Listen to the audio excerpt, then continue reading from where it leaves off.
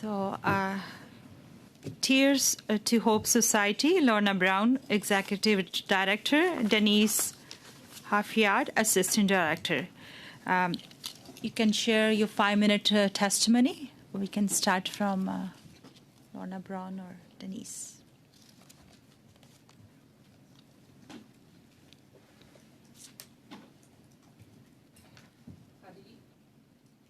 First, I want to acknowledge the Algonquin people whose unceded, unsurrendered traditional territory that we are doing this important business on. Hadi, my name is Lorna Brown.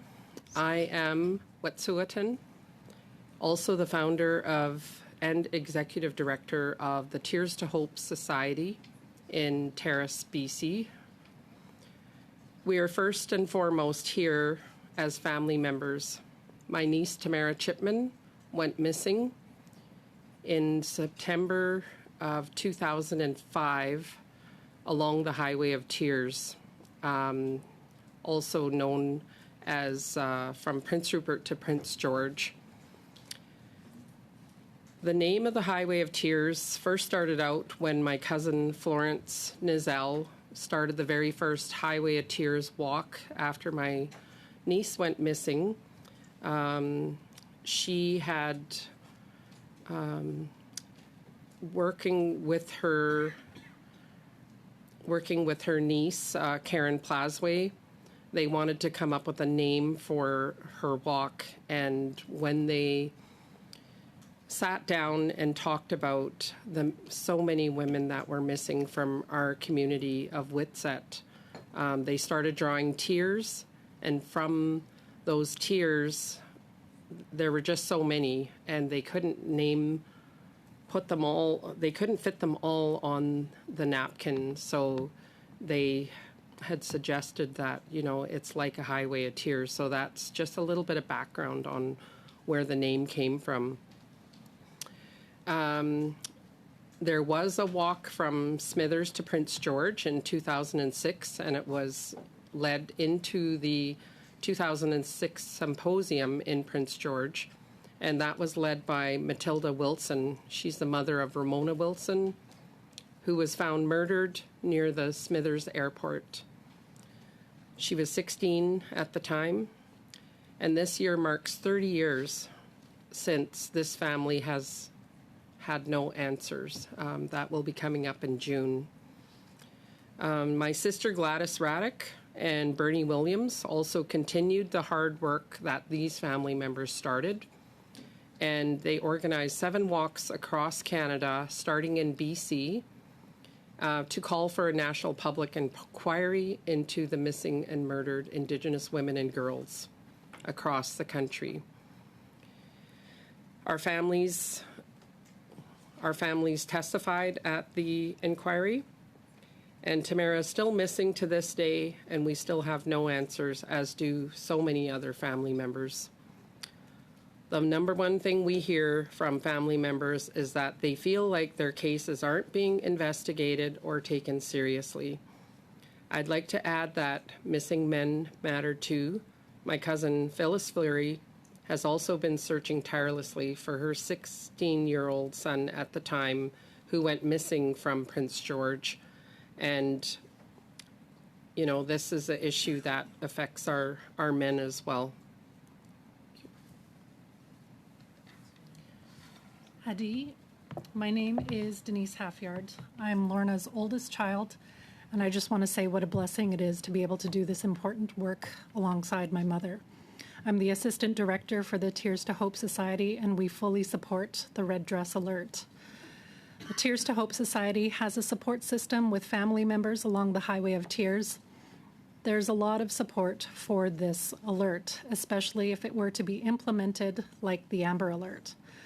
Since the 231 recommendations were made, we continue to have our women targeted as they are still going missing or being found murdered. Some issues that were identified for this program: what is the criteria for a missing person? The definition is going to vary. Many families who go to the police are told to wait 24 hours. However, we know that this is not a true regulation, as the first 72 hours are the most important. But what is that threshold of time that allows us to, in fact, alert the public? Recently, a woman in the North was reported missing. She was active on social media, but had not been in direct contact with her loved ones who wanted proof that she was okay. How do we differentiate between someone who's not interested in being in contact with loved ones for various reasons with someone who is actually missing? Cell service continues to be an issue that gets raised. There are many areas that still don't have that service. North of Terrace, there is zero service unless you have personal Wi-Fi. So if an alert were to go out while I'm on any parts of those highways, I would have no idea who to look for because I wouldn't get the alert until it's too late. The Tears to Hope Society is working towards prevention of missing and murdered women and girls through education and taking care of your physical and mental health. When we are educated and are actively involved, we are more empowered. We believe we are stronger when we support one another because she is somebody. Masai. Thank you for your testimony. Now we'll start the first round with Michelle. 6 minutes. Thank you, Chair Miigwech. Thank you guys so much. If you've traveled, you traveled here, so thank you very much for being here for our study on Red Dress Alert. Two things. Thank you for the work you do, first of all. These are the boots on the ground organizations that truly make impact and change, so truly grateful for that. Denise, if I can call you Denise, if that's okay. Two things really jumped out at me, what you said, because I think this study, what we really want to see come out of this study is how to effectively implement it. I think we've all agreed this is necessary, important. We were there. Now it's the sort of logistics. The threshold of time. Let's talk about this. If you have a recommendation that you'd like to see in the report, do you have one? That's a difficult that's a difficult one, just because it is important to get the word out right away. But we need to take into consideration these women that, for safety reasons, don't want to be found. But I think there's no problem with being alerted right away, whether they want to disappear or not. I think we need to err on the side of caution and better safe than sorry. You took the next words out of my mouth, right? It's risk versus reward, I think, is often what you see. And I see this often in vulnerable people in general. You know, I have a mom in my riding, and her daughter lived on the street and dealt with severe mental illness, and she went missing, and nobody put it in the media. Nobody seemed to pay attention, you know, and I think she was her daughter, and we were able to get her home through social media, right? And but there's a stigma or shame, or if I'm putting that on social media, people are going to talk, oh, you know, I don't want people to know it's my family or that. But I think you have to look at a bigger picture, and I appreciate you putting that, you know, on the record. The other thing that you've said, and I think is really important when we look at this, are the dead zones in highways when you're traveling of cell service in remote areas. And a lot of these women and men, thank you, Lorna, for pointing that out, vulnerable folks, they're in these really rural parts of Canada. And so I'm wondering if you think a good idea would be maybe signage. If, you know, this is a dead cell phone, I guess people would already know it's a dead cell phone area, but how do we close that gap? You know, I think about when I traveled from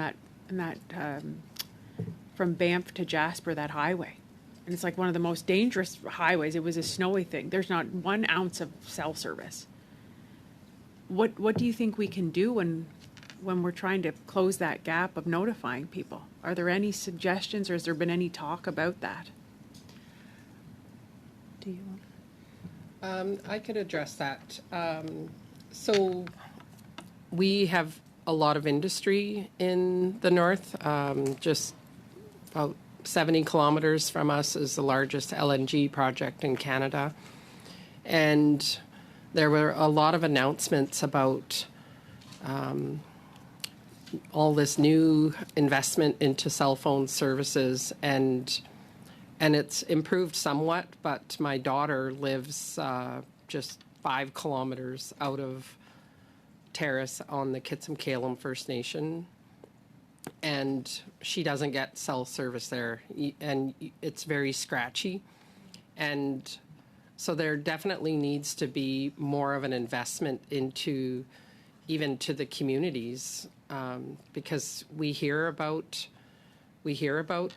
all this investment, but our services are still very scratchy. So I think these companies that are making these promises need to follow through, because I know that they've, I won't mention the company, but, there's, all these promises, and I know that they use the word MMIWG to receive funding, and yet 5 kilometers out of our community, there's no proper cell phone service.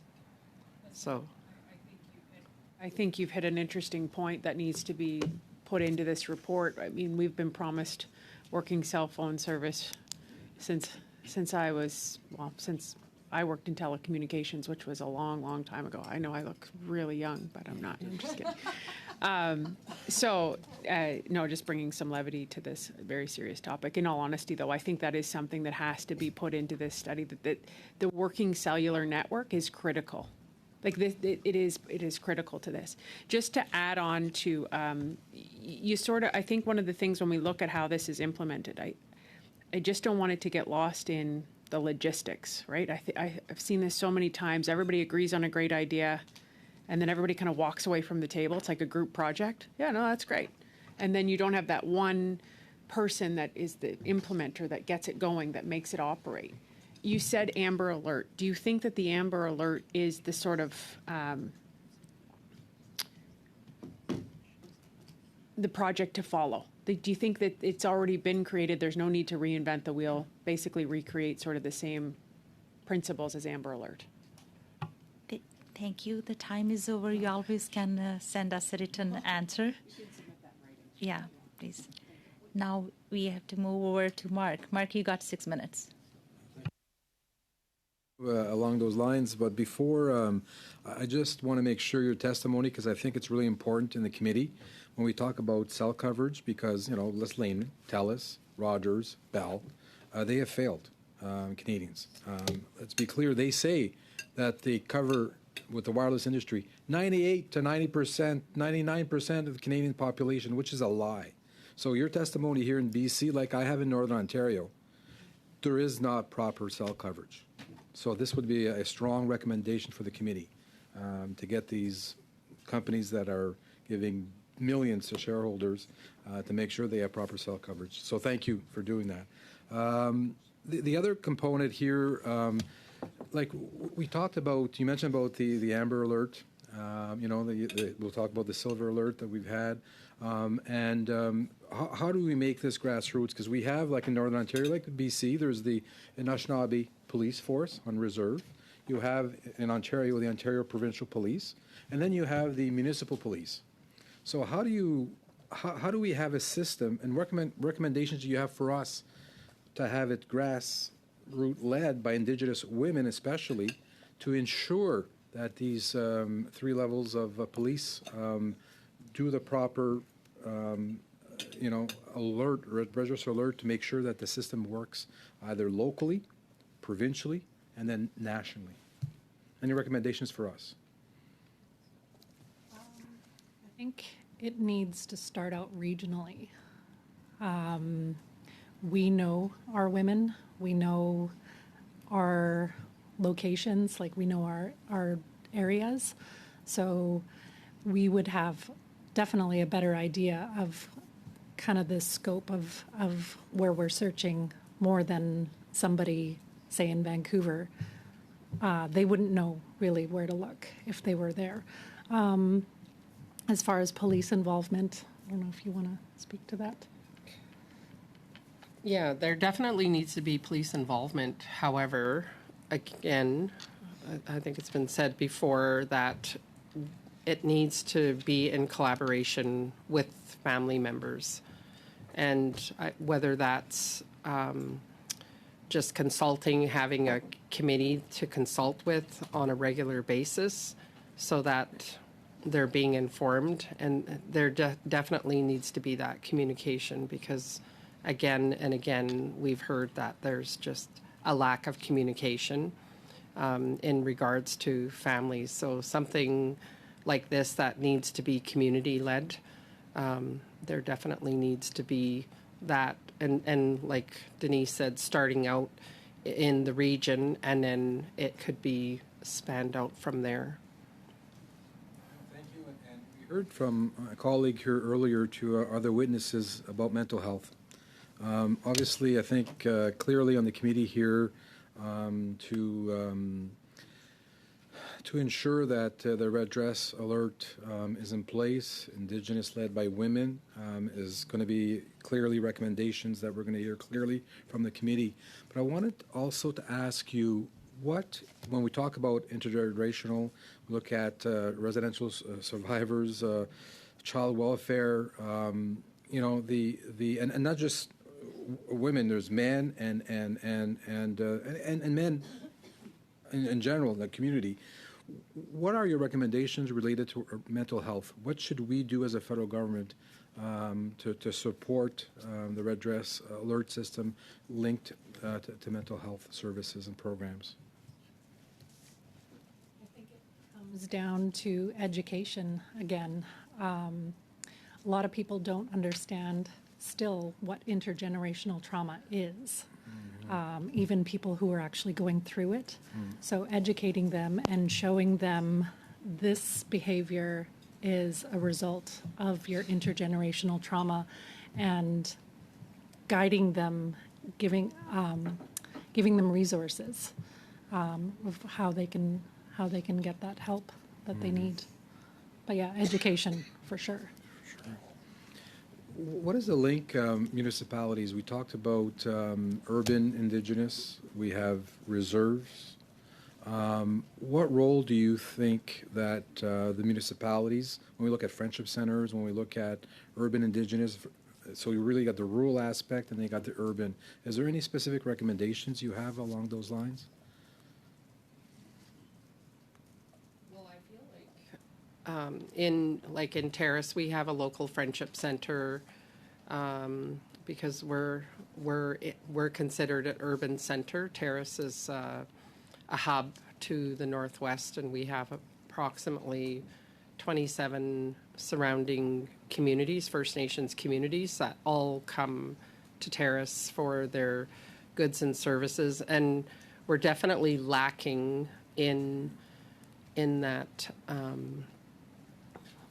area of even having any type of counseling that's available.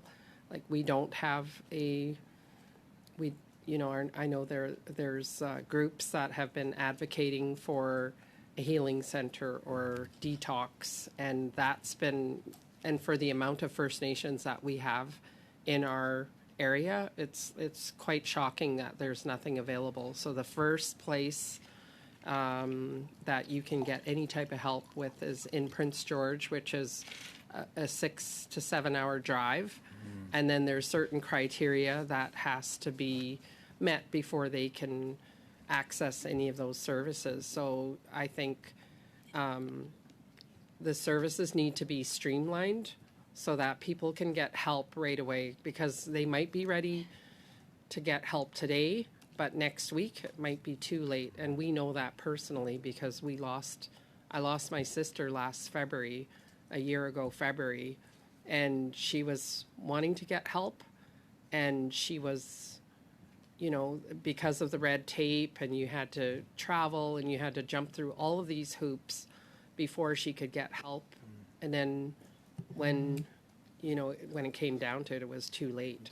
So we need to be able to streamline and cut out all the criteria to be able to get help. When somebody wants help, we should help them now, not next week or in 3 months or 6 months. Thank you, Ms. Brown. Now we move to Andrew for 6 minutes. Thank you very much, Madam Chair. Witnesses, if you'd like to put your earpieces on and select translation. Thank you so much for being here with us today. It is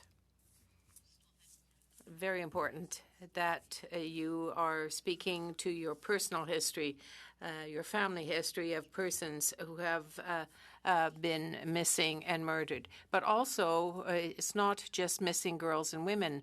Also, there are boys and men who are missing. So thank you again. Having driven from Banff to Jasper, and Michelle just spoke about it, saying that there was no cell coverage at all. I'd like to hear what your solutions might be to that. How important do you think that it is, in addition to the red dress alert being added to your cell phone, finding a way to have cell coverage? There are truckers who have to be educated about the fight that exists to bring about awareness of missing and murdered women and girls. Posters, say, for example, that could be posted at airports. These are 2 examples I give you, but can you think of any other examples that would perhaps lead to better technological coverage?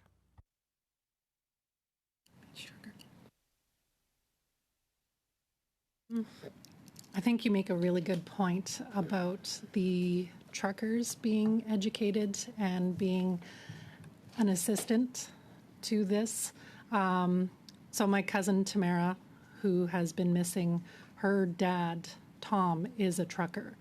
And he trucks from Terrace to Alberta, sometimes into Saskatchewan, quite regularly. So I think, yeah, that would definitely be a huge help in using their network to help get the word out when a woman does go missing. I think there also being a proper active list of women that are missing based on location. So if I was to be, say, in Winnipeg and I see an active list of who's missing, then I know who to look out for. Of course, that would be voluntary for anybody who wants to look into that, but I think you'd find that those of us that are doing the work already, it's something that we would definitely look into. Have you anything to add, Ms. Brown? Or should I move on to my next question? Parfait. Vous avez parlé de la loi. You also spoke about another interesting aspect, that is that other services have to be offered in terms, in a word, greater education that would allow for a better grasp of the goal of the red dress alert. Services should be offered as well to the survivors and to the families. In the previous panel, we spoke about recurring funding. The witnesses drew our attention to that there should be foreseeability, predictability in terms of funding. In other words, that it should be a recurring funding that would be offered to organizations, not just a one-off type of funding. Would that be good for the Red Dress Alert program? Yep, 100% that there needs to be funding, because we can have all of these meetings, and I know it's been a frustration for family members is that we're always having meetings, but very little action is actually happening. So to be able to have funding for a call center or like whatever that looks like for a red dress alert, and to be able to implement it and train people, whether they're family members or other Indigenous people or working with non-Indigenous people as well, but having a full balance of, committee members, like whether that's where we are, it's our CMP or different policing. But yeah, everything, it costs money to run these organizations, and we need to be able to just act on that and come up with a plan that's actually going to work and then implement it, and then there needs to be continuous funding.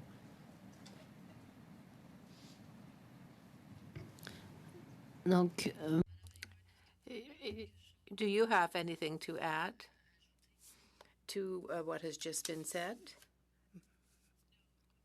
Thank you. Now, donc, ce que je comprends un petit peu pour terminer, Just to conclude, to reduce the administrative burden, the money has to be there. It has to be guaranteed. It has to be recurring. These are the two aspects that are important. over to Leah. Leah, you got 6 minutes.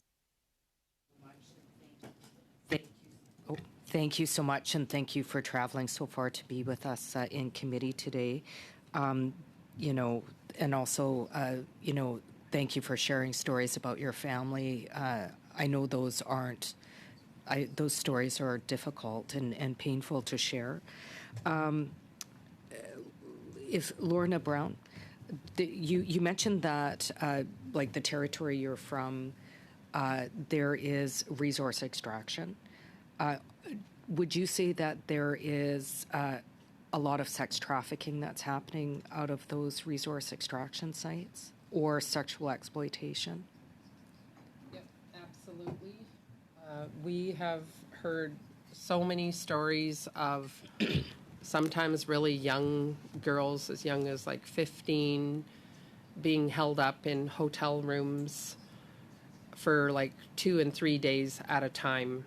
They're picking up young girls and doing whatever they want with them. So- and we're also finding that there's also a lot of foreigners that are new to the country that are also coming in and picking up our young girls and doing the same thing. So it's not just, it is extraction, but it's the industry, but it's also new people coming into the country. I asked that our committee actually did a study on the connection between extractive industries and increased violence against Indigenous women and girls. I asked that question because you also shared, and I'll let you answer as well, the fact that companies are coming in, not taking proper safety precautions, and also using the ongoing genocide against Indigenous women and girls for financial purposes. Can you expand briefly on that? And then I have another follow-up question. That's because it's deeply troubling. Yeah, it's interesting because I know in the one project, because I do have sons that work in the industry, and obviously not every single person is a perpetrator, but he said to me, he goes, "Oh, I saw you on our training video this morning," and I'm like, "Oh, really?" And I wasn't even aware, because of the work that we do on the Highway of Tears. It is used in industry to train, but when we actually try to hold the companies accountable, to see what they're actually doing, and like I think of an example. There was a few years ago where my sister got word of a perpetrator that was had assaulted a police officer a female police officer in Kamloops, I believe, and he was actually employed with this company in Kitimat, and a bunch of just grassroots women went there and held the companies accountable for. Just because I have limited limited time, and like I said in the study, this isn't about how you feel about resource extraction. It's about, whether there's resource extraction or not. It needs to be safe, and it's not safe for women and girls wherever you sit on that issue. I ask that because there's dead zones. First of all, there's dead cell zones. The second issue is that companies come in, they promise these digital technologies, companies that are already not taking precautions to make sure women and girls are safe, not fulfilling their problems. How is it important to put in legislation to hold these companies accountable, particularly because these agreements are generally made, sometimes tripartite, federal, provincial, with the company, to hold them accountable to things like ensuring digital technology, holding governments to account to make sure, as a human rights matter, that there aren't dead zones. How is this critical if we are going to, in light of the extreme violence and sex trafficking, particularly in your area, make sure that women are safe and can participate in a red dress equally as other people in different regions across the country? Yeah, you bring up a really good point, because I have an Indigenous woman that I know is actually holding the company accountable directly. So our women need support in doing that, so that whether that comes from a government level, she is now fighting on her own as a personal, just one person, right? So they definitely need to be held accountable for not providing a safe environment. So I feel concerned because this is quite a serious human rights matter. Like, we have all this money to support industry and building, and we can't build cell phone towers to make sure that all the women going missing on the Highway of Tears can, if they're abducted, they literally have no way to communicate. That was what first came to mind. If they are trying to escape, it's like there is nowhere for them to go in the boondocks with no technology. How urgent is this? Extremely urgent. And we've known about the Highway of Tears forever. What is the feeling? Thank you, Leah. Sorry. Time is. Now we are starting next panel because of the time. What we do, 3 minutes, Anna, 3 minutes, Lisa, and then 2 minutes block, 2 minutes NDP. So we'll start with Anna. 3 minutes. Thank you, Madam Chair. And I'm going to share the last bit of my time with Dominique. So first of all, I want to congratulate you, Mrs. Brown, on your film, and your daughter on her radio show, Like Mom, Like Daughter. Congratulations. Wow. You're an inspiration to all moms. One of the things I do want to ask is, Ms. Brown, you mentioned earlier, and I'd like you to please expand on the comment that you made about little action. Well, again, it's where is the accountability? And we all, we hear it from the family members, and they say, there's the 231 recommendations. Can we bite off like 6 or 7 of those and just implement them? So it's just an extreme frustration that very little has been done, and I don't know that there's enough. There seems to be, it's very fragmented across the country as to who is speaking for the missing and murdered women and girls, like the families, like who is actually holding government accountable for implementing these calls to justice. Would you say less talk, more action? I think that's what we're looking for. Yes. But the other question I want to refer to your lovely daughter, Denise. You do look like your mom, by the way. Do you use your radio show to help identify murdered and missing Indigenous women and girls? Because I've watched it. I went through it. Love the music. No. Just love it. Sorry. Yeah, no. I do, actually. So every week has a different theme, and especially around days of interest for MMIWG, February 14th, May 5th, even events that we coordinate.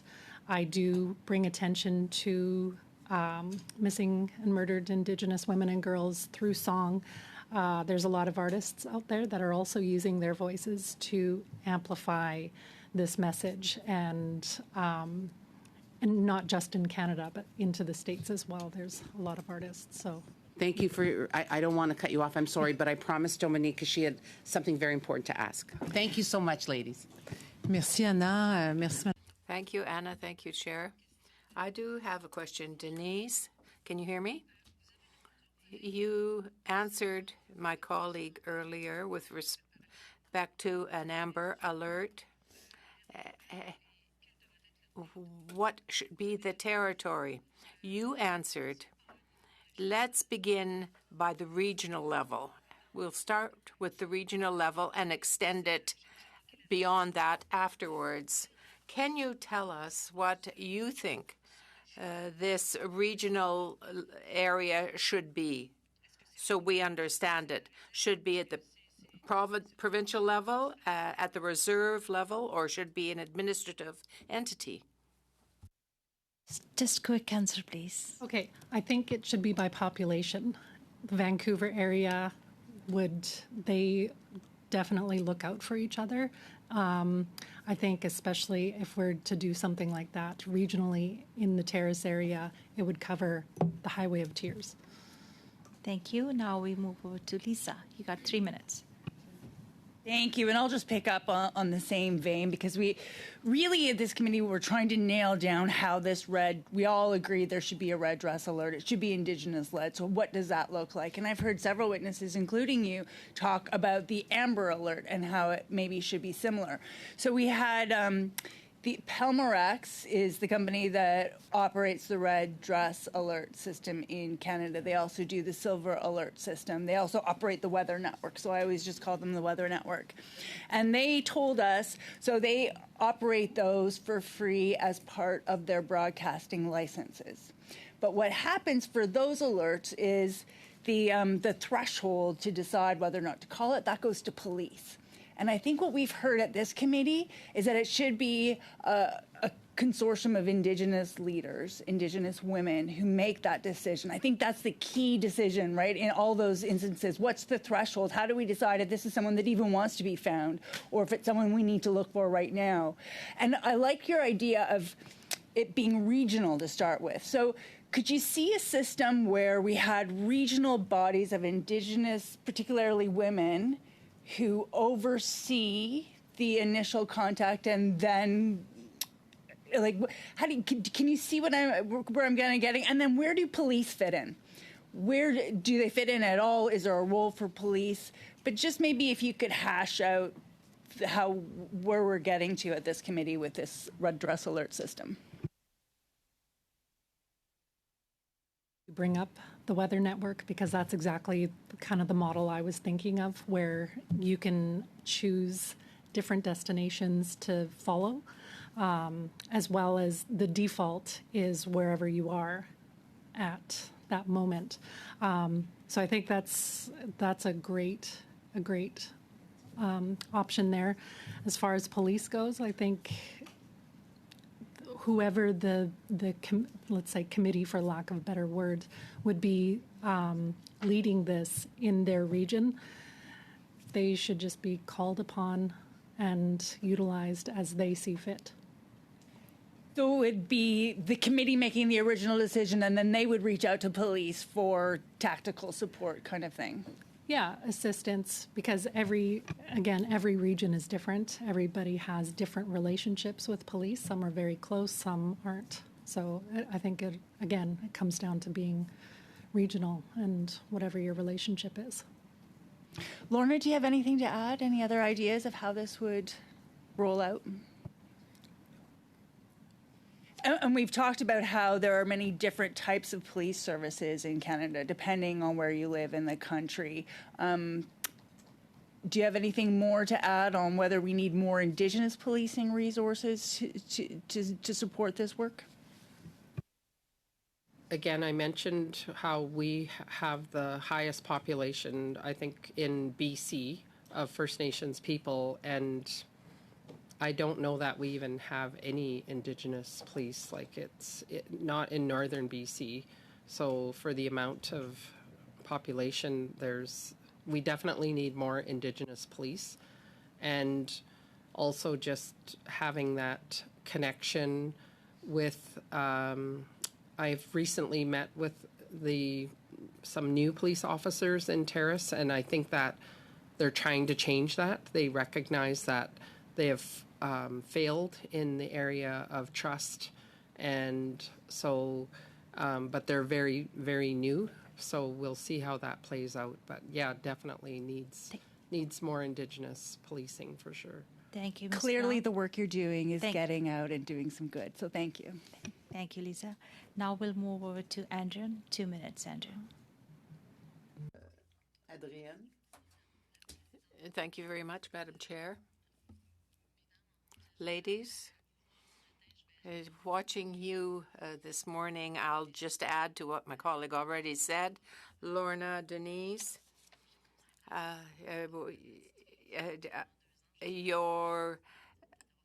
you have inspired me. I have a granddaughter who's 2.5 years old, and I can tell you that you are an inspiration to me, and I hope to her.